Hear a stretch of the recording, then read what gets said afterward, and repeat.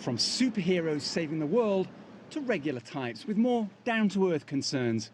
These are among the most beloved figures in American culture. Certain comic book characters speak to us, they become our heroes. The US Library of Congress has a trove of original panels on display in a new exhibition.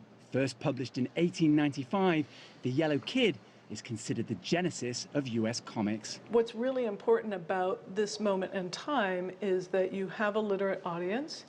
Newspapers are a penny, so it's not just middle class, it's actually working class families that can afford to read it. Characters like Charlie Brown, Batman and Spider-Man became global icons, but others were victims of their time.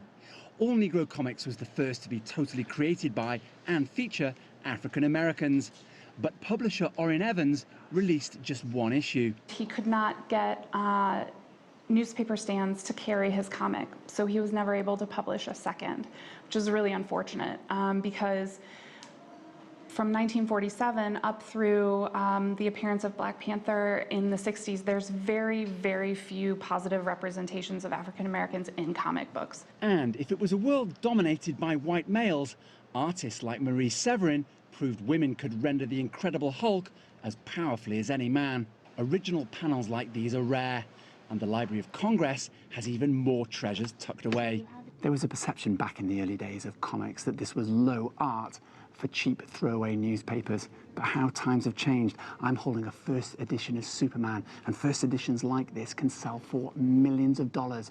And the Library of Congress has first editions of some of the most iconic superheroes: Fantastic Four, X-Men, Spider-Man and Batman. Avengers!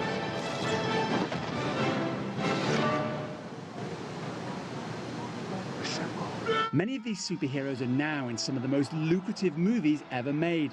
So, is the source material in danger of becoming redundant? It's interesting because those movies tell the story that was originally written down and hand-drawn by people who were passionate about the art form. And if anything, it's made people care more about the original art. Owen Fairclough, CGTN, Washington.